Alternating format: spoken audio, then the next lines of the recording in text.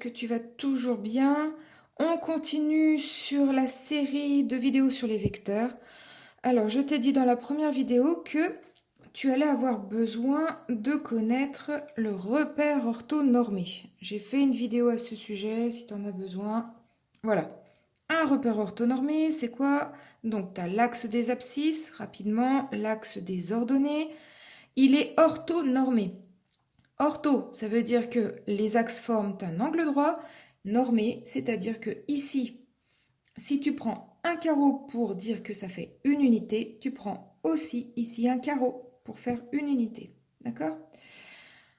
Alors, on va calculer les vecteurs à partir des points.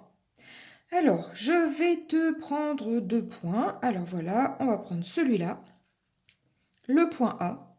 2 coordonnées, 1 pour abscisse, tac, et 2 pour ordonnée. Ok. Un autre point, B, qui a pour coordonnées, tac, tac, tac, 3, d'abscisse, point virgule, et 1 pour ordonnée. Ok. À partir de ces 2 points, je vais pouvoir calculer les coordonnées de mon vecteur AB. Alors, comment on fait? Je pense que dans ton cours, tu dois avoir la formule générale pour calculer ton vecteur AB. Ça te fait xb moins xa et yb moins ya. D'accord? C'est-à-dire que tu prends l'abscisse de ton point B, donc l'abscisse du deuxième, moins l'abscisse du premier, et puis l'ordonnée du deuxième, moins l'ordonnée du premier. Donc, on applique. Alors, on applique, je vais te mettre, voilà. Ici, 1, c'est XA. Et 2, c'est YA. 3, c'est XB. Et 1, c'est YB. Donc, on n'a plus qu'à appliquer tout simplement. Donc ici, dans notre exemple, avec ce vecteur AB ici, ça va être donc XB 3, moins XA c'est 1, YB c'est 1, moins YA c'est 2. Voilà. Et maintenant, on calcule. 3 moins 1, ça nous fait 2. 1 moins 2, ça fait moins 1.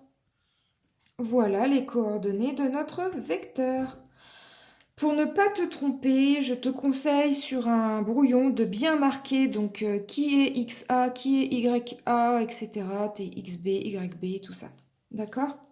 Alors, petit calcul supplémentaire avec des choses dans les négatifs pour un petit peu compliquer. Et puis ça te fera des révisions sur les nombres relatifs. Imagine donc que tu as un point C de coordonnées, allez on va dire 0, moins 2, on ferme la parenthèse, et puis un point D de coordonnées moins 3, et puis 1. Ok, je veux le vecteur CD. Bon, donc ça sera XD moins XC. Alors, tu peux les mettre comme je viens de te dire. Donc là, on a XC, YC, XD, YD. Donc, XD, c'est moins 3, moins XC, c'est 0. YD, c'est 1, moins YC, c'est moins 2. Ok. Donc, maintenant, on calcule. Ça nous fait moins 3 moins 0, bah, ça reste moins 3. Et ici, 1 moins moins 2, moins par moins, ça se transforme en plus.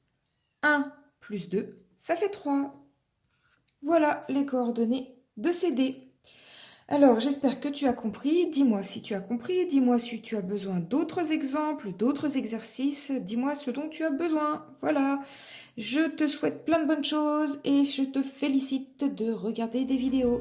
À bientôt, pense à liker et à t'abonner. Clique sur la cloche aussi pour ne louper aucune de mes vidéos. À bientôt, salut!